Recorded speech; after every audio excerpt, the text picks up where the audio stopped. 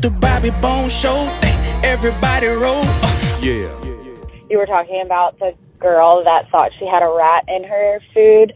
I had a big table, and one of the ladies at the table bit into her breadstick, and I walked back over to the table, and she was like, hey, I found this in my breadstick. It was a tooth, a human tooth.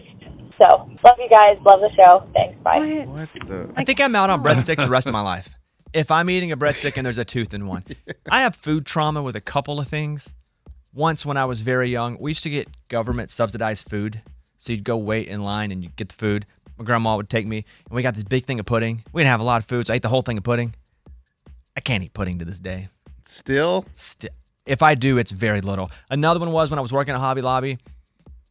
I just had baseball practice. I was starving. The only thing, because I was working the register, was Payday candy bars that I felt like was kind of nutritious because there were peanuts in it, and I had like 7 for dinner. Can't do a Payday to this day. I have food trauma from that, but nothing compared to if I ate a breadstick and there was a tooth in it, a human tooth. I'm just trying to figure out how, I guess maybe when they were mixing up the dough for the bread, like they're... Don't you know if a tooth falls out or you're fake, missing a tooth? Yeah, like, or is it a kid baking the breadstick? Or is it some people have those, yeah. They have like a flipper. Isn't it called a flipper where you insert like just a tooth because you've got like a snaggle tooth or something? It could be an implant. I pictured a fist fight above the bread. That's bizarre. I'd have food trauma from that. I waited tables for a few years, and when I did that, people would say they had hairs in their food, and I bet you 75% of them were people's own hairs. Either that they put in, I don't think that was the majority of the hairs in the food, or that came from them and they didn't know it. Because someone would be like, I got this red hair in my food, it's really long. And I look at the food, and I'm like, oh, that's really, and I look up, ma'am, you have red hair. Right. And like you're definitely with red hair, you're in the minority here. And like 1 of 25 people have red hair. Right. And nobody in the kitchen has red hair. But no, I would struggle with eating breadsticks again if I found a tooth. I don't have a problem if you get a bag of salad from a place and there's a frog in there. Or a bug. Do you know why? Because what you're asking for is something natural. And if things die naturally, like if they're grabbing with a big salad claw, they're tearing all the salad up, and there's a frog that was living in the forest, I don't get grossed out by that. That's actually extra natural. So you'd still eat the salad? Your lettuce comes from the forest. Yeah. Well, the garden. The Amazon. Okay, the garden. Yeah. I mean, you're not going to eat it though, right? No, it's you just not said gonna. yes. I would. Like, because that means it was very natural. You're just like, I'll rinse it off. I mean, Yeah, I'm you not gotta going to be clean it mad anyway. at the company. Like, I'm not going to do anything because it is what it is. But I don't know that I'm going to be able to eat that particular bag. It makes me really want to eat the bag more. I really wasn't in the mood for salad until I knew how natural it was. Yeah, I know. But the frog, did it suffocate in the bag? Like, does it have little now frog germs? You know, because like when living things die, like excretions happen and stuff. Ugh. Or when they live. Or when they live. That's right. Next one. Yeah. I just wanted to commend Bobby on his handling of the Sean Ryan mistake, because I thought he was really commendable for not getting upset over the mistake in the first place, and in the second place for going ahead with the interview. I'm almost more interested in hearing that.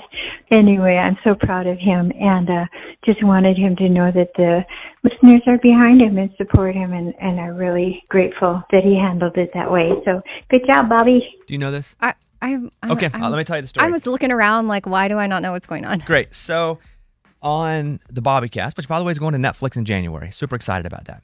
But on the Bobbycast, we were booking Sean Ryan. Now, Sean Ryan has a massive podcast, also lives here where we live. He's a former Navy SEAL. He was in the CIA. Monster. 5 million subscribers on YouTube. And so I told Morgan One, I said, hey, let's book Sean Ryan. That would be awesome. And he lives here. It'd be so fun to talk to him. And so the next day, she's like, we got him. I said, well, that's quick. The guy's super famous.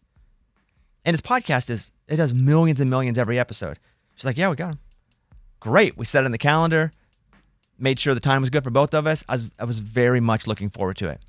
Mike D, who produces the Bobbycast, is like, we got a little issue here. I was like, oh man, he canceled. He goes, no, this is not the same Sean Ryan. So they booked a Sean Ryan that spells his name different. So Sean that I wanted was SHAWN. The other Sean Ryan is a musician here in town who just got a call going, hey, will you come do Bobby Bones podcast? And he's like, heck yeah, I will. He's pumped. So he's like SCAN or something? Yeah. So wrong one. And I didn't want this guy to feel, one, he already set aside time. And he's not somebody we would have normally put on the show. He's very, very up and coming. Who knows if he'll ever be coming? Doesn't matter. And I thought, man, I don't want to do him wrong. Let's bring him up anyway. And so it doesn't come out on the Bobbycast till next week. But I just didn't want him to think we were jerking him around. And then I told him, I said, hey, you have to know how this happened. I don't want to have you up and you not know what's going on. Right. And so I told him, I said, we tried to book the other Sean Ryan, but would love to have you come up. And he did. He was homeless for a while. This version. We did it yesterday. It comes out next week. Oh, wow. He was homeless for a while, moved to Nashville, was in he was like busking homeless with his brother and dad. So it ended up being good. But we tried to book Sean Ryan, the Navy SEAL, and we got Sean Ryan, the musician, by accident. Nice. Okay. Now her call makes sense. The world does things random and weird, and sometimes it turns out awesome. Mm-hmm. So, yeah, subscribe to the Bobbycast, which, by the way, yeah, it goes up on Netflix in January. I'm super excited about that. Don't know the exact date yet, but it'll still be the same if you listen to it audio-wise on iHeartRadio or wherever you listen to it. But then the video will be on Netflix at some point, we think, in mid to late January. All right, let's play this from Caitlin Butts. This is her version of Tulsa Time. It's an awesome version. Caitlin Butts here, Bobby Bones Show. I opened my Christmas gift from my wife last night. It really wasn't the plan, but I got home yesterday afternoon and I saw a truck taking a crate off, and they were unloading it into the garage. I got home a little later than normal, and I was like, what's that? And I was told it was a crib. I knew it wasn't a crib. And so I was like, no, that's not a crib. I mean, I think on the box or the crate, it said 200 pounds. It was covered. All that was covered. Oh, you couldn't see that? Yeah, okay. See. Someone said that on Instagram too. It was like, you didn't know what it was? Yeah, right. It's written on the box. Well, it was covered before I took that. Saw that. Well, I was going to say what it was, but yeah, it was a 200-pound bronze boar pig. That's awesome, dude. So it was in this big wood crate, and what I was getting roasted for online was the drill I was using. I didn't realize that was a cheap drill. It's a cheap drill? Yeah, that's what I was. But did it work? It seemed like you knew how to work it. That's what I Everyone was like, hammering me like, wow. Okay, guys. Hey, great gift, cheap drill. I put it on Instagram, and I don't know how I got two songs up at the same time. It sounds like a cluster, but I was just going to do, I'm a hard-working man, and all of a sudden now when you go to it, and my Instagram is Mr. Bobby Bones, you hear, should have been a cowboy and hard-working man playing at the same time here. Oh, dang.